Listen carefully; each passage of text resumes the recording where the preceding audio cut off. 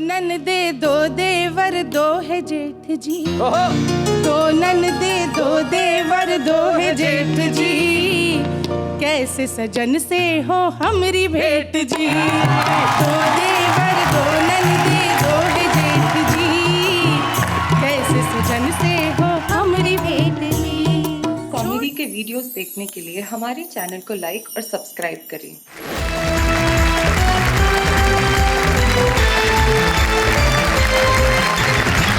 ये उधर जो बैठी हैं वो देश की प्रसिद्ध दाढ़ियां हैं और इधर जो बैठी हुई हैं वो देश की प्रसिद्ध साड़ियां हैं। वाह, यहाँ तो दाढ़ी की तुक साड़ी से मिल गई, लेकिन जिंदगी में साड़ी की तुक दाढ़ी से नॉर्मली नहीं मिलती। आप देखिए, सबसे पहले सुरेंद्र सार्थक को देखो, इसके चेहरे पे सफेद दाढ़ी हो, पास में फारूक सरल जैसे खिचड़ी दाढ़ी, उसके बाद तिलकेंद्र अरोड़ा, ये उखड़ी दाढ़ी है, कभी इधर है कभी इधर है।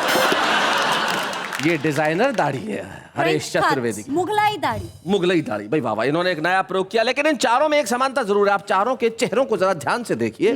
कुछ की दाढ़ी पूरी है, कुछ की हाफ है, हाँ। लेकिन सर चारों के साफ है। भाई क्या बात है, भाई क्या। सामने जो हमारी खूबसूरत साड़ियां बैठी हुई हैं, हाँ। भाई कमाल है, अलग अलग रंग है, पीली है, काली है, नीली है। जो सबसे पहले ये दो बैठी हुई हैं, ये दोनों भोपाल से आती हैं। संगीता सरल, वाह वाह क्या बात है कि पहले एपिसोड में वो छुपे रुस्तम के तौर पे आई थी, जो आज हमारी मुख्य कवित्री के रूप में बैठी हुई संगीता सरल भोपाल से। संगीता सरल के बाद जो बैठी हुई हैं उनका नाम डॉक्टर अनु सपन है। डॉक्टर अनु सपन सिर्फ गजलें ही नहीं कहती, बड़ी खूबसूरत अंदाज के अंदर अपने गीत लिखती हैं, जिसका आज हम मुजाहरा करेंगे। लेकिन उनके आगे जो बैठी हुई हैं वो दिल्ली से हमारे बीच में आती है, शालिनी सरगम उनका नाम है। जोरदार तालियों से उनका स्वागत करें। और उनके आगे बहुत गुस्से में बैठी हुई हैं हरेश चतुर्वेदी, तो बड़े आतंकित से बैठे हुए हैं। मुझे ऐसा नजर आ रहा है जैसे कोई जादूगरनी हो। लता हया का जादू चलता है देश भर के श्रोताओं के सर पे जब वो पढ़ती हैं अपनी गजलें, अपने गीत और सुनाती हैं कुछ ऐसा कि लोग कहते हैं वाह वाह क्या बात है। लता हया हमारे महफिल की शुरुआत करते हैं उनसे जिनके पास दाढ़ी और साड़ी दोनों के नितांत निजी, वैयक्तिक और खतरनाक अनुभव हैं। अब वो व्यक्ति यहाँ आके जब अपने एक्सपीरियंस शेयर करेगा तो लोग तालियां बजाते हुए कहेंगे भाई हरीश जी आपने तो कमाल कर दिया। आइए हरीश चतुर्वेदी जी, जोरदार तालियों के साथ।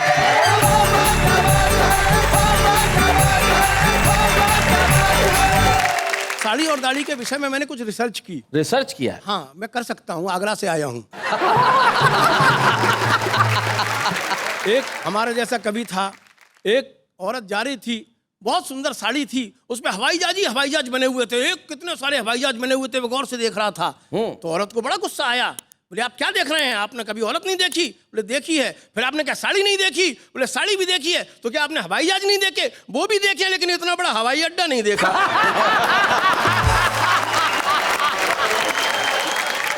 तो सो रिसर्च की मैंने, कुछ लोगों से इंटरव्यू लिए जी जी, कि भयंकर ट्रैफिक जाम में फंसे एक दड़ियल नौजवान से हमने पूछा कि बताइए साड़ी और दाढ़ी में क्या फर्क होता है। नौजवान बोला कि हम तो धूप में, बरसात में 4 दिन से ट्रैफिक जाम में फंसे हैं, आप कौन कमबख्त हैं जो इस भीड़ में इंटरव्यू लेने घुसे हैं। अरे हम तो अपनी प्रेमिका को पटाने, उसको साड़ी दिलाने के लिए चले थे। शायद उसकी नजरों में उस समय हम देवों को देव थे, लेकिन इस ट्रैफिक जाम ने हमें भूत बना दिया है। जिस समय हम घर से निकले थे हम भी क्लीन शेव थे।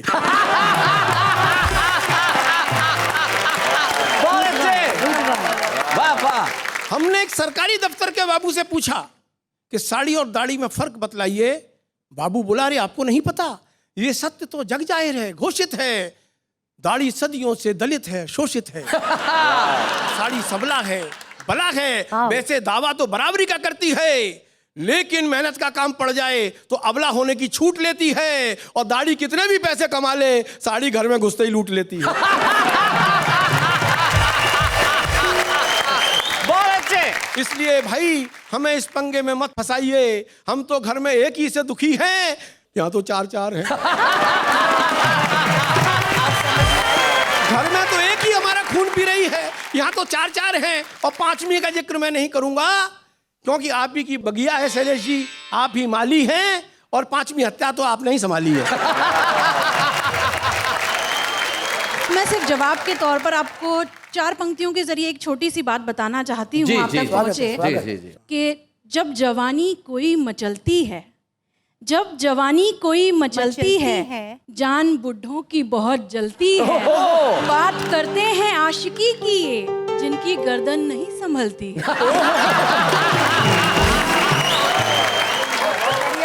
मित्रों, ये बहस तो चलती रहेगी।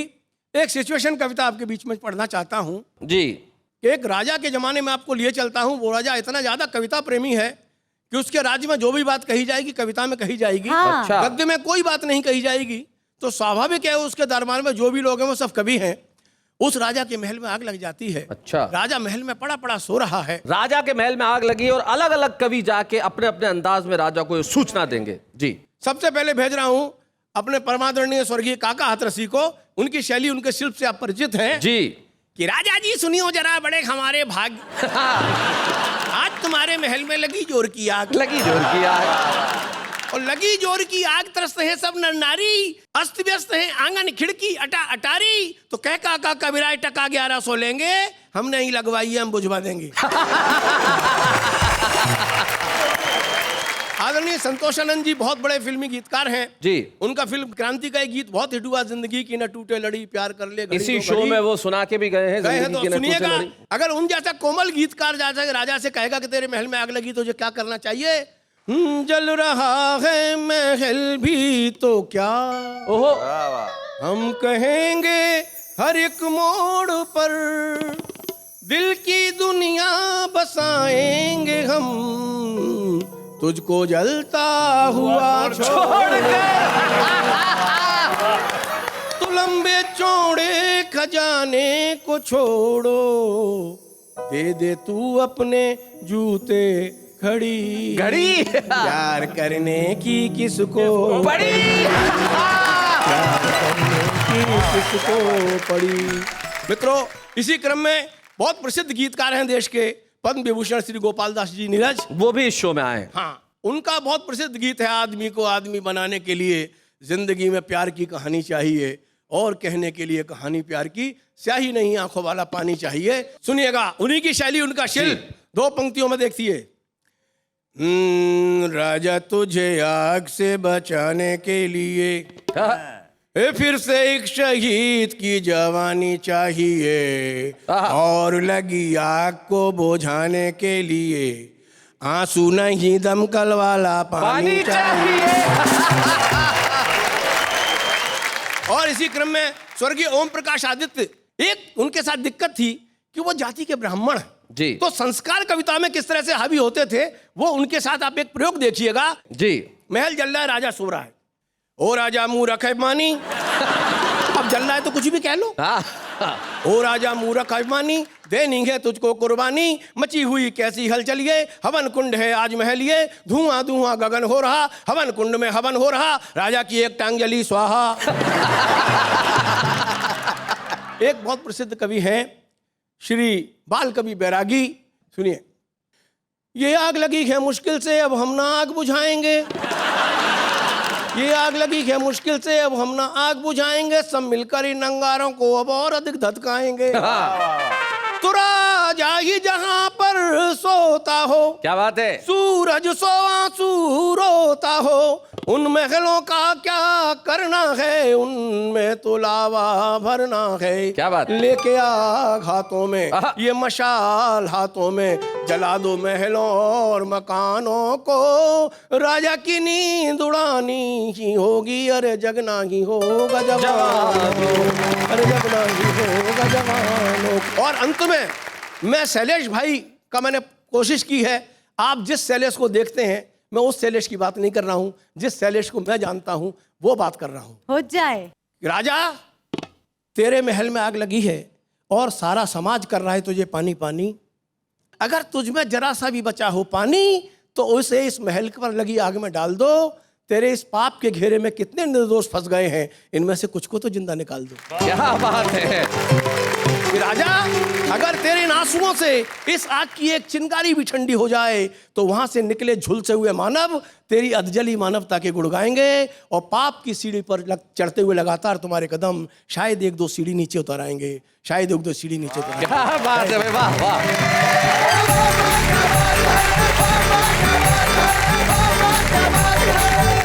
भाई बहुत बढ़िया हरीश चतुर्वेदी जी, आपने कमाल किया। दाढ़ी झाड़ी के जो फर्क बताया वो तो अद्भुत थे, और जो सिचुएशनल पोइट्री थी वो कमाल की थी। लेकिन मैं नेहा के मेहता तुमसे पूछना चाहता हूँ कि अगर आग लगी हो महल में और तुम्हें राजा को कविता के रूप में कहना है तो क्या कहोगे?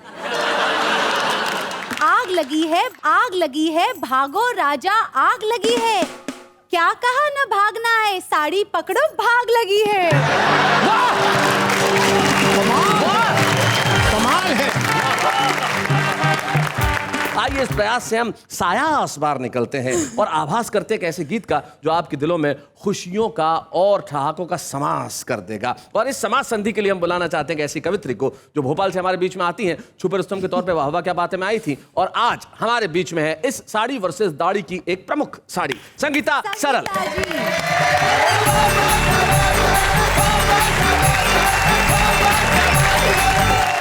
ये दाढ़ी वाले जो बैठे हैं, इन्हें क्या पता कि साड़ी वालों को और क्या क्या व्यथाएं घर में झेलना पड़ती है। जी। वो कष्ट का एक गीत, साड़ी की क्या व्यथा, ऐसा गीत जिसमें कष्ट में भी मजा है, वो गीत मैं आपको सुनाई।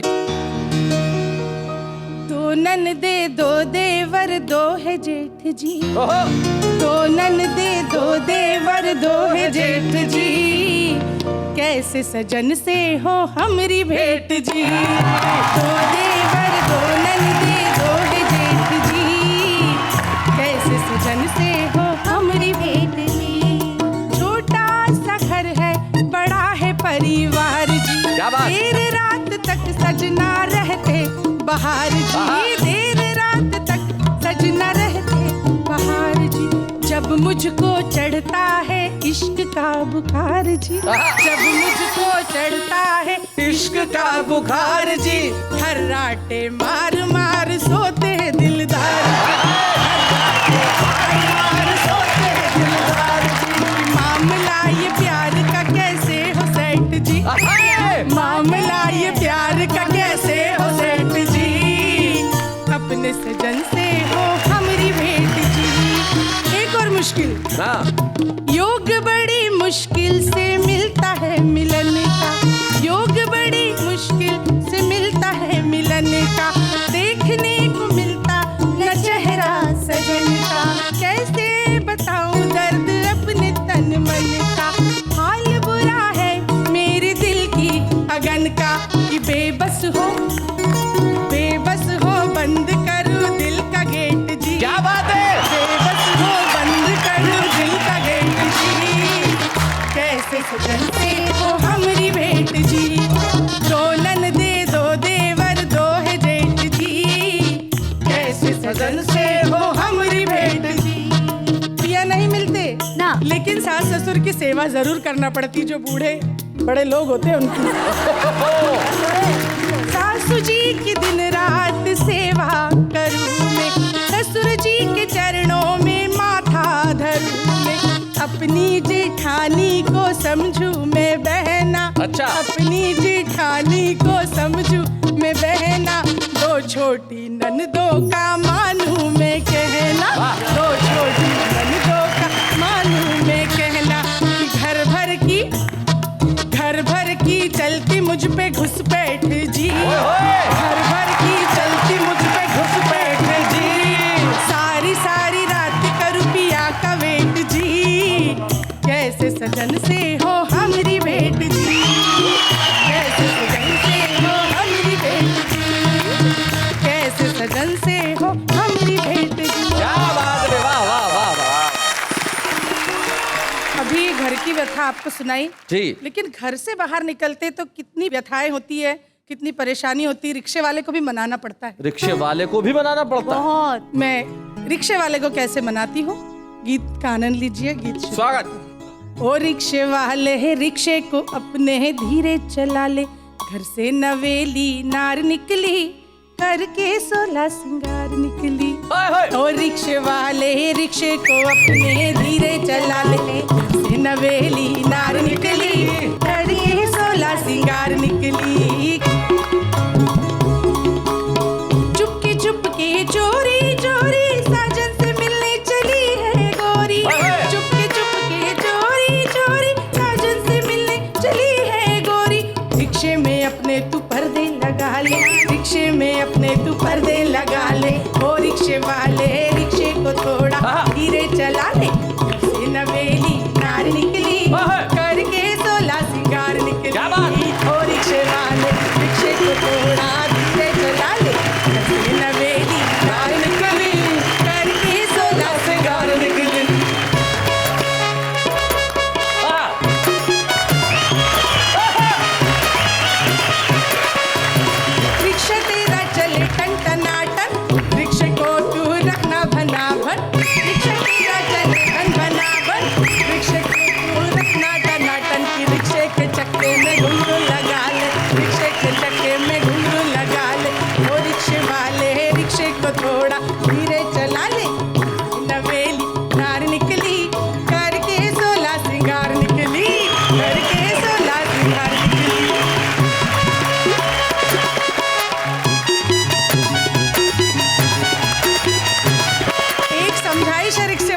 आखिरी जी। एक से बढ़कर एक आती, हर एक सवारी तुझको लुभाती। ओ दिल वाले, ओ दिल वाले, दिल पे अपने तू काबू पा ले। ओ रिक्शे वाले, रिक्शे को थोड़ा धीरे चला ले। से नवेली नार निकली, करिए 16 सिंगार निकली। ओ रिक्शे वाले,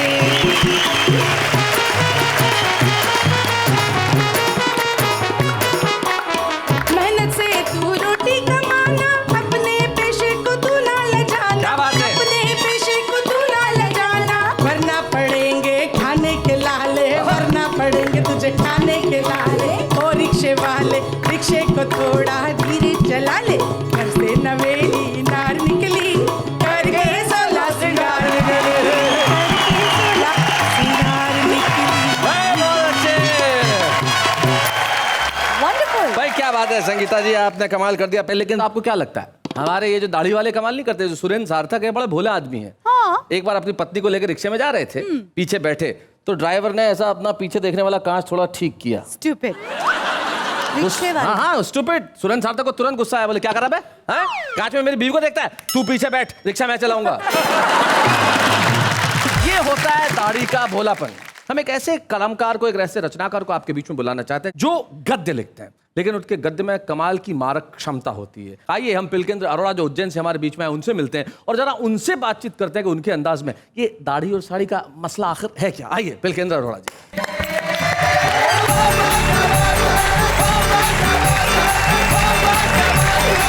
सबसे पहले मैं परमपिता परमेश्वर का आभार व्यक्त करता हूं, जिसने मुझे एक दाढ़ प्रदान की। जी यदि दाढ़ी ना होती तो भला दाढ़ी कैसे होती? सही बात है, दाढ़ नहीं होती तो दाढ़ी कैसे होती? सही बात। बिना खेत के भला फसल उग सकती? नहीं।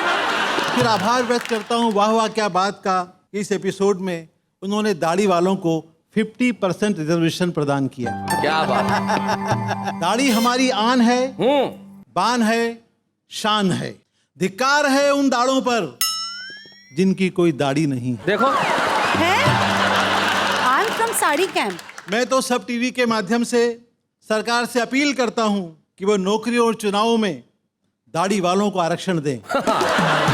यदि नहीं तो हम सब दाढ़ी वाले मिलकर एक नई पार्टी बनाएंगे, संप्रदाय संयुक्त प्रगतिशील दाढ़ी गठबंधन।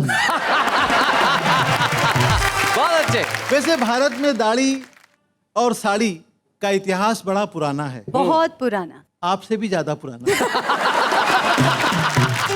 पर वो कौन था जिसने सबसे पहले दाढ़ी रखी, और वो कौन थी जिसने सबसे पहले साड़ी पहनी? इस विषय पर इतिहासकारों में पानीपत का चौथा युद्ध अभी तक चल रहा है। क्या बात है, बहुत अच्छे। पर दुख इस बात का है कि साड़ी ने हमेशा दाढ़ी को पराजित किया है। हाँ। बधाई हो, आपसे बड़ी सहानुभूति है मुझे। इतिहास गवाह है, दाढ़ी वाले विश्वामित्र के सामने जब मेनका की साड़ी आ गई तो ऋषि की तपस्या भंग हो गई। हाँ। और एक सन्यासी फिर से गृहस्थ आश्रम में प्रवेश कर गए। Back to pavilion. महाभारत में आदरणीय दुशासन जी ने, आदरणीय, परम आदरणीय, हाँ। महाभारत में परम आदरणीय दुशासन जी ने जब द्रौपदी की साड़ी खींची, तब भी भीष्म पितामह और द्रोणाचार्य अपनी अपनी दाढ़ियों के साथ मौन थे। एक मशहूर पेंटर जब भी माधुरी जी को देखते थे तो फिदा हो जाते थे। जी। उनकी दाढ़ी उन्हें देखकर लहराने लगती थी। हाँ। और कई बार तो इतनी जोर से लहराती थी कि वे माधुरी जी का पोर्ट्रेट ब्रश की बजाय अपनी दाढ़ी से ही बना दिया करते थे। आज भी देश में एक दाढ़ी मौन है। एक साड़ी पूरे देश को चला रही है। क्या बात है। और एक दाढ़ी धीरे धीरे दिल्ली की ओर बढ़ रही है। एक दाढ़ी धीरे धीरे दिल्ली की ओर बढ़ रही है। यह कितने सुकून वाली बात है कि हमारे नेता कर्म कांड में बिल्कुल भी विश्वास नहीं करते जी, पर बेचारे कर्म ही ऐसे करते हैं जो कांड बन जाते हैं। कई बार तो उनका सरनेम ही कांडा पड़ जाता है। हमारे नेताओं के 3 नित्य कर्म हैं जी। भाषण, आश्वासन और उद्घाटन। हाँ कुछ नेता तो हाथ में कैंची लेकर ही उत्पन्न होते हैं उत्पन्न होते हैं, बहुत अच्छे और उत्पन्न होते ही उद्घाटन कर डालते हैं। जी। एक नेताजी को अपने कर कमलों से रिबन काटने का इतना भयंकर शौक था कि एक बार नींद में उन्होंने अपनी सगी पत्नी की चोटी ही काट डाली। बहुत अच्छे बिल्कुल जी। शादी के प्रथम मिलन में वे सुहाग कक्ष में तब तक नहीं गए जब तक कमरे के बाहर एक लाल रिबन नहीं बांधा गया। बहुत बढ़िया। क्या बात है। कोई बात नहीं है, बहुत साधारण सी बात है। ये भी मैंने अंग्रेजी में बोला है। एक नेता ने एक शॉपिंग कॉम्प्लेक्स का उद्घाटन किया जी। पर भाषण देते हुए वे 100 टंच फिसल गए। 100 टंच जी। और शॉपिंग कॉम्प्लेक्स को सुलभ कॉम्प्लेक्स बोलने लगे। अपने मार्मिक उद्गार व्यक्त करते हुए मार्मिक नेता श्री ने कहा, नगर के विकास में सुलभ कॉम्प्लेक्स का बड़ा योगदान रहता है। बहुत अच्छे, बहुत बढ़िया। एक नगर की सभ्यता और संस्कृति की पहचान होते हैं सुलभ कॉम्प्लेक्स। बहुत अच्छे। हमें सुलभ कॉम्प्लेक्स के विकास में बिना किसी कॉम्प्लेक्स के धन, मन और तन से सहयोग करना चाहिए। बहुत अच्छे, क्या बात है भाई, बहुत बढ़िया। हरि अनंत, हरि कथा अनंता की तरह नेता भी अनंत हैं, उद्घाटन भी अनंत हैं, पर मेरी रचना का अंत है। धन्यवाद। क्या बात, वाह वाह वाह।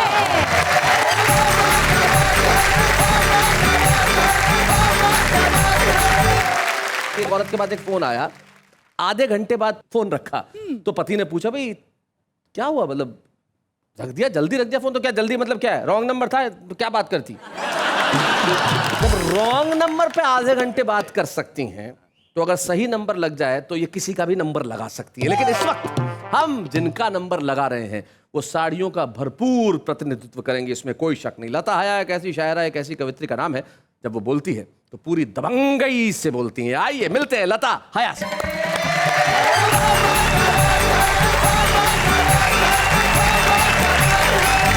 साड़ी और दाढ़ी जो है हमारी संस्कृति है हिंदुस्तान की, जी। एक रिवाज है, एक शराफत है, एक पर्दा है, एक लज्जा है जी। उरियानियत बोलते हैं, मुझे तो बोलते भी शर्म आ रही है, नंगेपन को।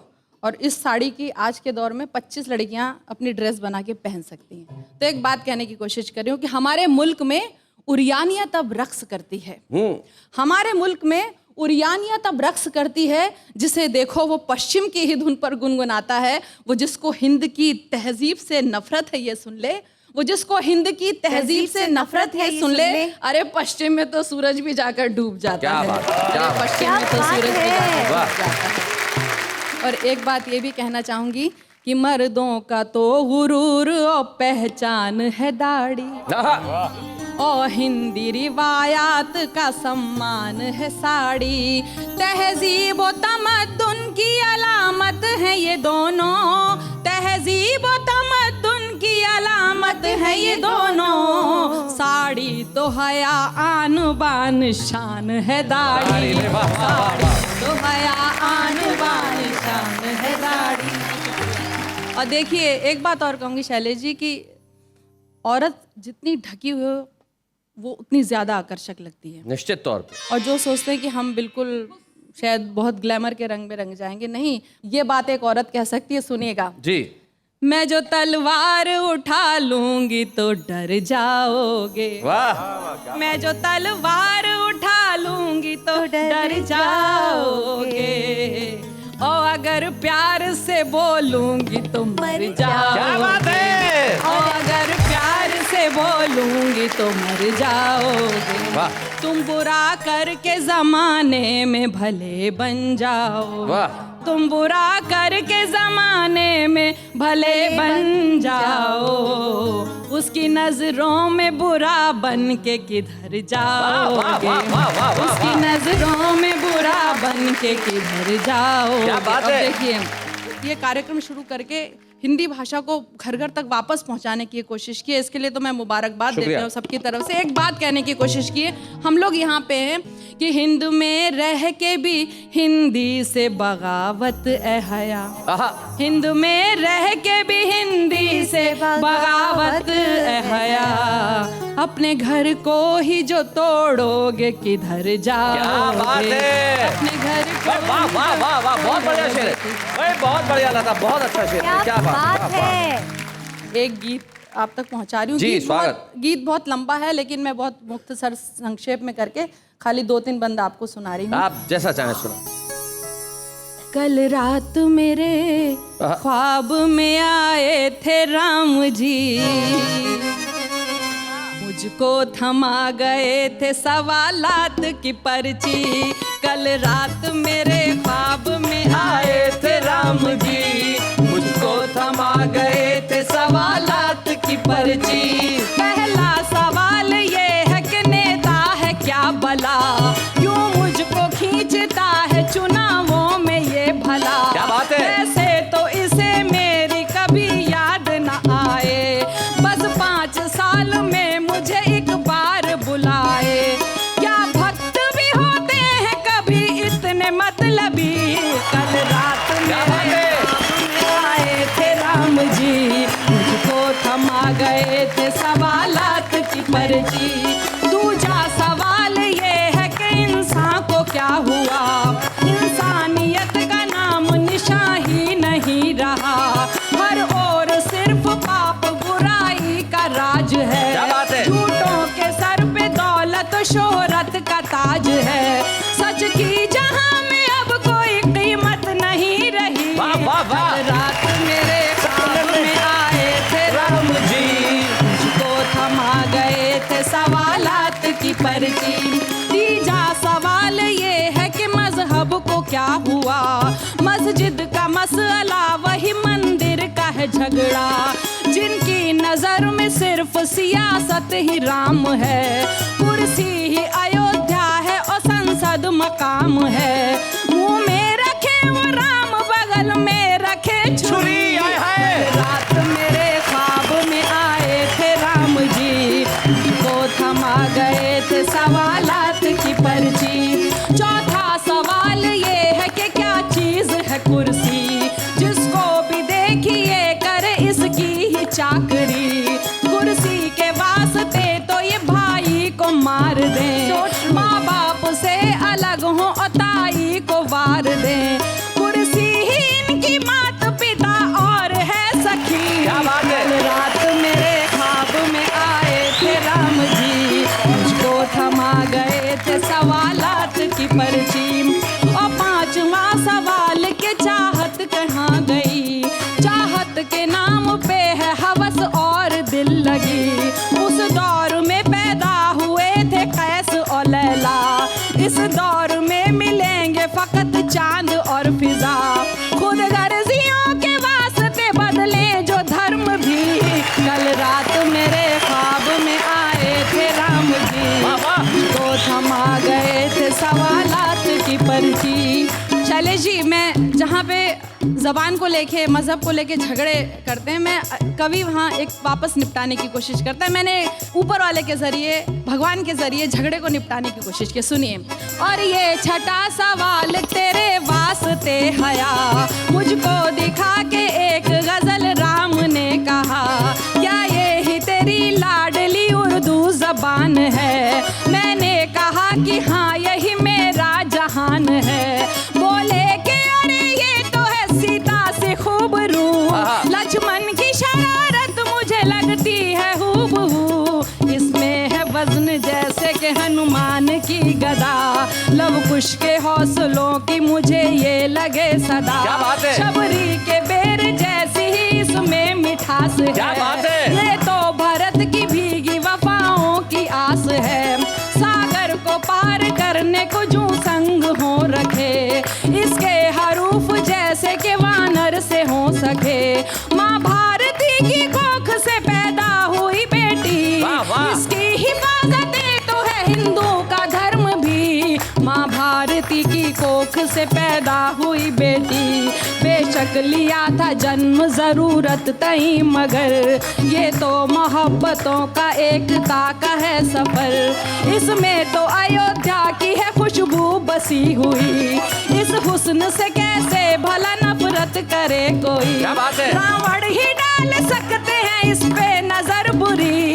कल रात मेरे ख्वाब में आए थे राम जी, उसको थमा गए थे सवालात की पर्ची।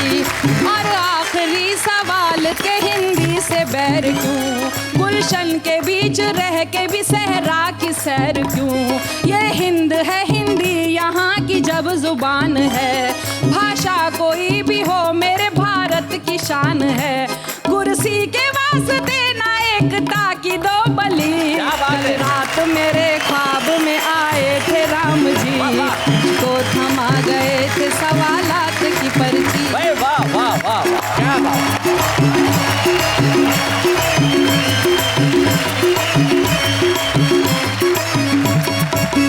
मैं बहुत सारे हिंदी कविता के आलोचकों को जब ये कहता सुनता हूँ कि नई पीढ़ी कविता नहीं सुनती, नई पीढ़ी को अच्छी कविताएं समझ में नहीं आती, उन्हें एक बार वाह वाह क्या बात है के सेट पे चले आना चाहिए और देखना चाहिए कि जब लता हया पढ़ के बैठती है तो ये जवान पीढ़ी किस तरह खड़े होकर तालियां बजाती है। वाह वाह क्या बात है।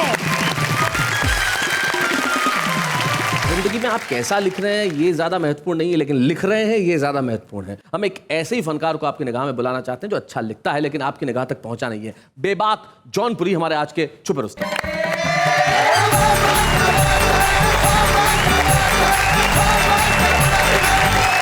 नेहा जी नमस्कार। नमस्कार। शैलेश जी नमस्कार। नमस्कार। इन सब की तो पूरी है, मेरी आधी है जी।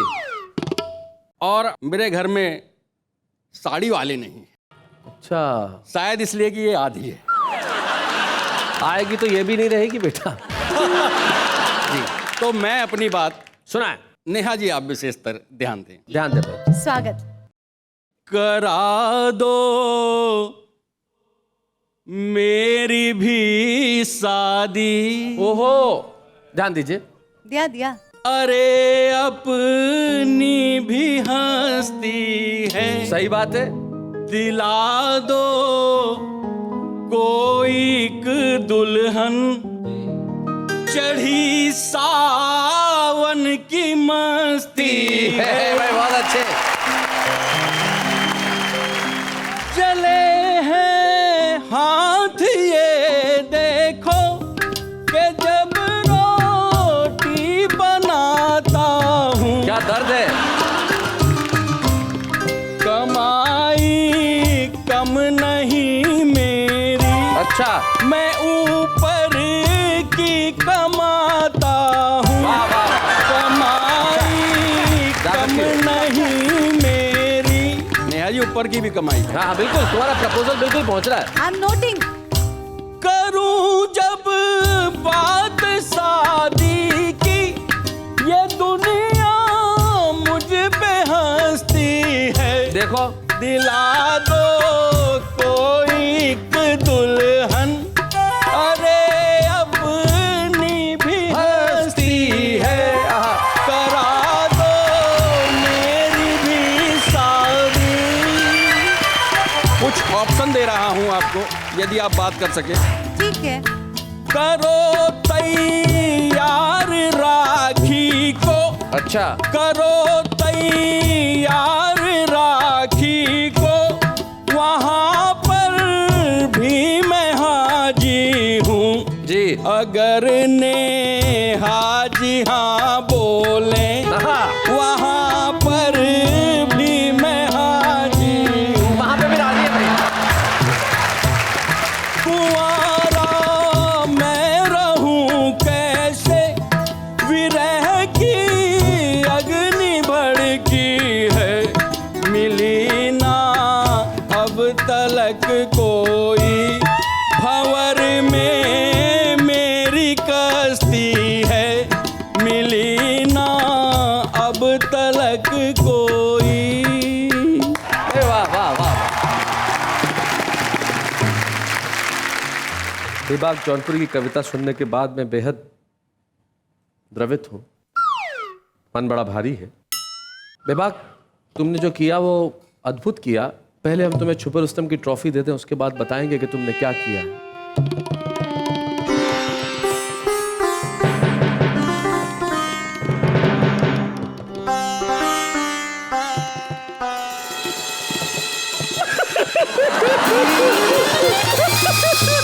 Shailesh ji, what happened? मेरे भाई, मुझे नहीं पता था कि आज ये होने वाला है। एक जवान लड़का शादी के लिए बेताब है। पहले ये ले ले भाई। हाँ हाँ, ये तो चुप है। कमाल कर दिया तूने। प्रपोज किया नेहा को, नेहा ने हाँ भी कर दी। हैं? मुझे नहीं मालूम था कि ये सफर 86वें एपिसोड तक ही चलेगा। जा नेहा, जी ले अपनी जिंदगी। शैलेश जी, जो मैं लेने आया था वो तो मुझे मिल गया, अब मैं इसका क्या करूंगा?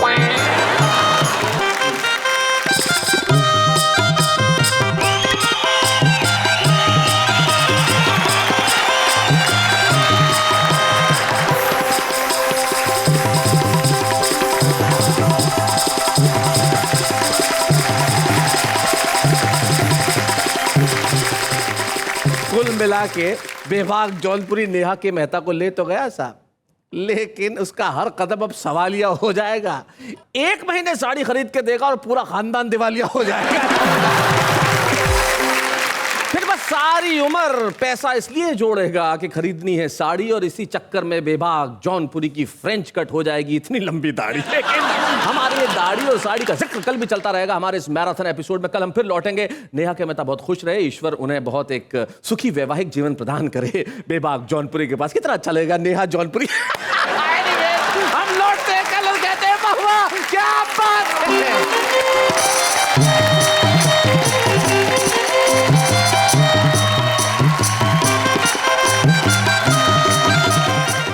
कॉमेडी के वीडियोस देखने के लिए हमारे चैनल को लाइक और सब्सक्राइब करें।